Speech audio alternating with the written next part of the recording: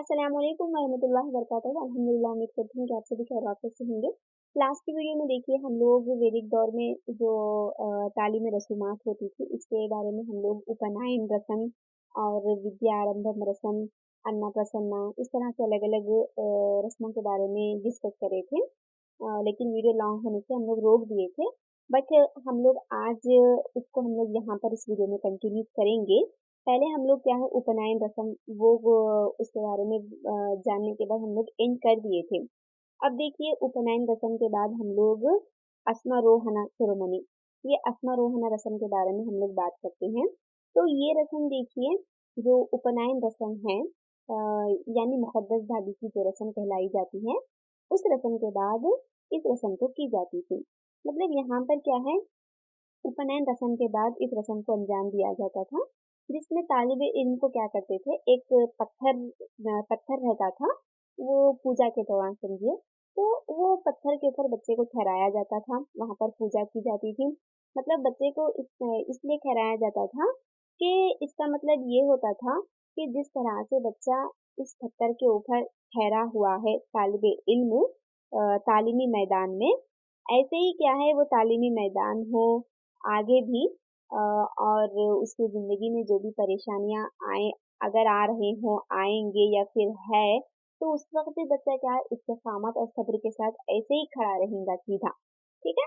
मतलब भटकेगा नहीं, परेशान नहीं होगा या फिर परेशान होकर पीछे नहीं हट जाएगा, ऐसा नहीं।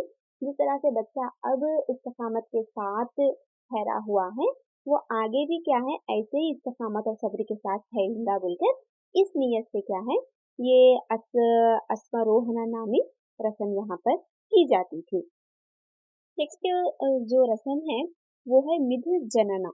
तो ये मिध जनना देखिए, इस रस्म को जो उपनयन रस्म थी, उपनयन रस्म 3 दिन तक चलती थी। वो 3 दिन के बाद जो उपनयन रस्म का जो आखिरी हिस्सा होता था, उस आखिरी दिन मतलब तीसरे दिन उपनयन रस्म के इख्तिताम पर क्या है मृत जनना रस्म के साथ उपनयन रस्म का क्या है इख्तिताम किया जाता था।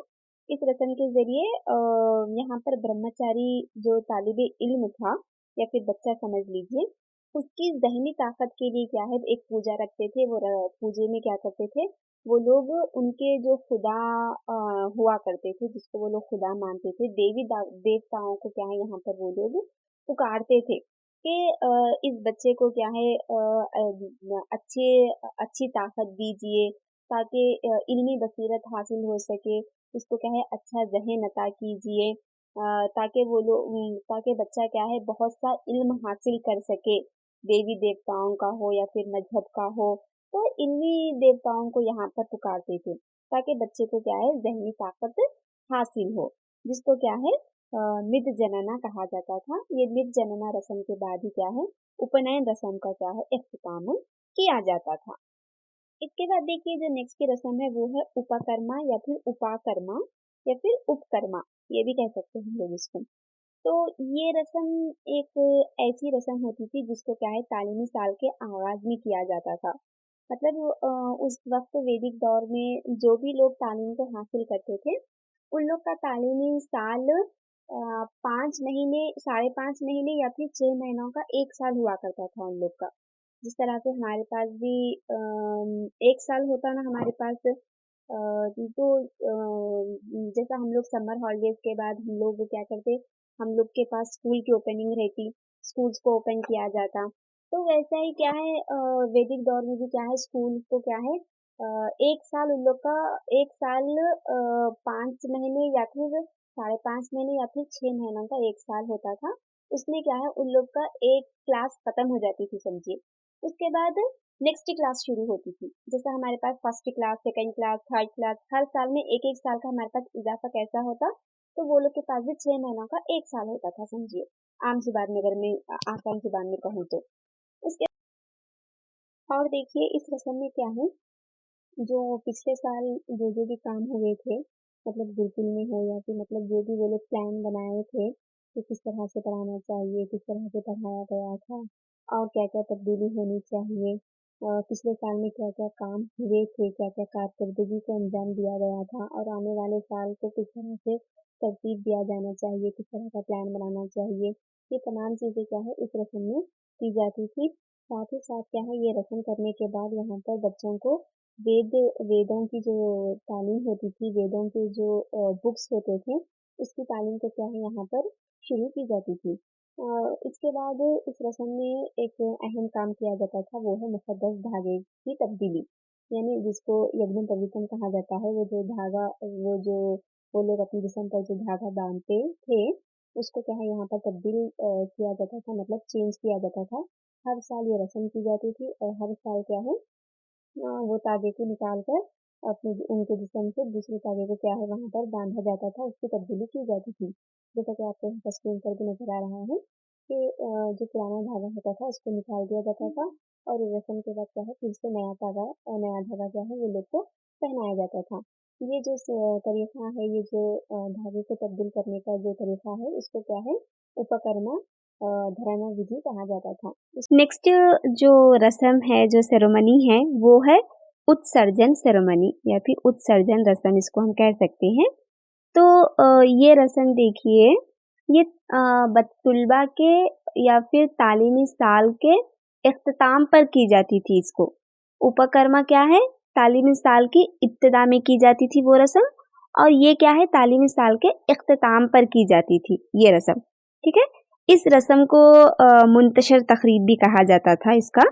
तो ये रस्म क्या करते थे, इस रस्म को पोशा यानी जनवरी और फरवरी के महीने में क्या है पूरे चांद के दिन ही क्या है ये रस्म भी अंजाम दी जाती थी। जो उपकर्मा है वो भी क्या है पूरे चांद के दिन ही उसको अंजाम दी जाती थी, और ये रस्म भी क्या है पूरे चांद के दिन ही क्या है इसको भी अंजाम दी जाती थी, यानी जनवरी और फरवरी के महीने में। इसके अंदर भी वही काम होता था जो क्या है उपकर्मा में हुआ करता था, मतलब पिछले साल का भी जायजा लेते थे और फिर आने वाले तालीमी साल का भी यहाँ पर जायजा लेते थे। साथ ही साथ पूरे साल की कारकर्दगी का भी यहाँ पर जायजा वो लोग लेते थे और उसमें भी क्या है प्लान डालते थे। ठीक है, और जैसा कि मैं अभी बताई आप लोग को कि तालीमी साल क्या है 5.5 महीने, 5 महीने या फिर 6 महीनों का एक तालीमी साल हुआ करता था। वहाँ पर उपकर्मा जो रस्म थी उसमें क्या है वेदों की तालीम की शुरुआत होती थी, लेकिन इस रस्म के बाद क्या है यहाँ पर बच्चों को वेदों की तालीम पढ़ाना बंद कर दिया जाता था, क्योंकि तालीमी साल खत्म हो गया तो वेदों की तालीम भी क्या है यहाँ पर ये रस्म के बाद बंद हो जाती थी। फिर क्या है इस रस्म के दौरान क्या है एक और रस्म भी अंजाम दी जाती थी, जिसको मर्जना रस्म कहा जाता था।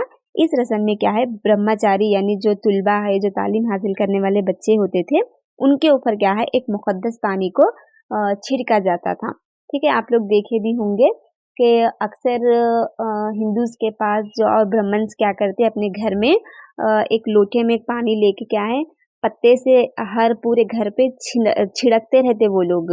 ठीक है, तो वो पानी क्या है यहाँ पर बच्चे को भी क्या है मुक़द्दस पानी ये रस्म के बाद उनके ऊपर भी यहाँ पर छिड़का जाता था। तो ये था देखिए उत्सर्जन रस्म। नेक्स्ट जो रस्म है वो है समावर्तन रस्म या फिर समावर्तना संस्कार, इसको और एक नाम भी कहा जाता है कन्वोकेशन। तो और एक नाम भी इसका क्या है ये रस्म का नाम सनाना रस्म भी इसको क्या है इस रस्म से भी इस नाम से भी इसको जाना जाता है। तो लफ्ज़ जो समावर्तन है वो ग्रेजुएशन के है, उसके माने ग्रेजुएशन के हैं, जबकि इसके लफ्ज़ी माने क्या है घर वापसी।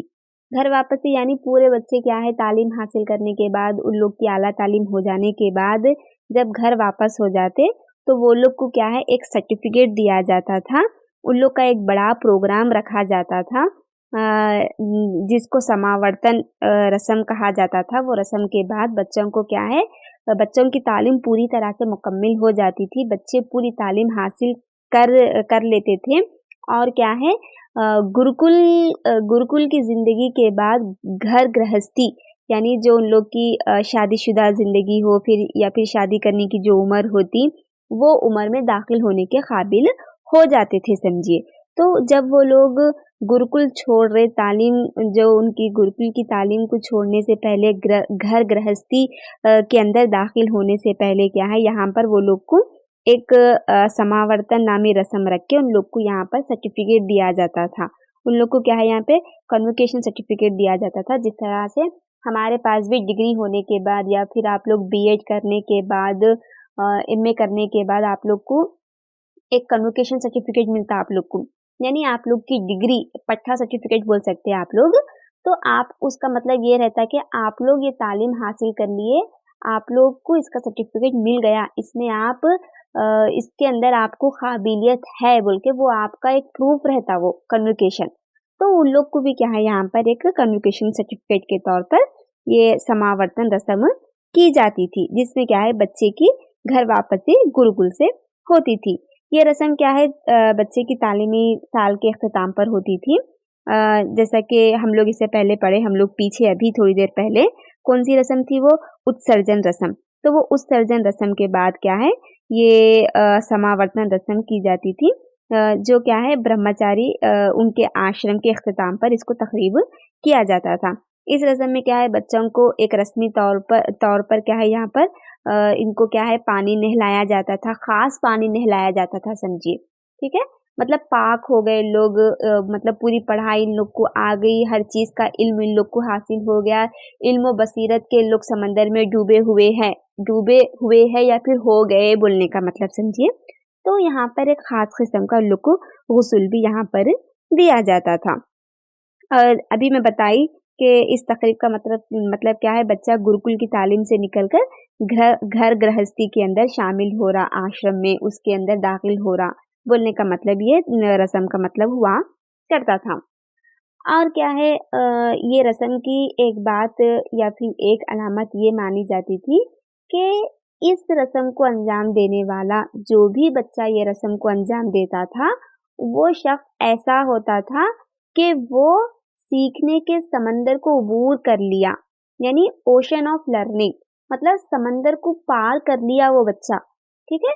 इल्म बसीरत के समंदर में डूब के निकला और उसको पार कर लिया, मतलब उतनी काबिलियत वो बच्चे के अंदर आ गई, ये माना करते थे। ये रस्म अगर जो भी कर लिए, जो भी इस रस्म को अंजाम देता था बच्चा, तो उसका दर्जा क्या है, बहुत बड़ा हो जाता था, समझिए, ठीक है। ये रस्म को अंजाम देने के लिए कम से कम इसकी उम्र, बच्चे की उम्र 12 साल होना जरूरी होता था। अगर बच्चा 12 साल है, तो अगर वो 12 साल के अंदर अगर बच्चा उसका तालीमी अख्ताम खत्म हो जा रहा, गुरुकुल की तालीम खत्म हो जा रही, तो फिर वो बच्चा क्या है, गुरुकुल को छोड़कर अपने घर जा सकता था, ठीक है।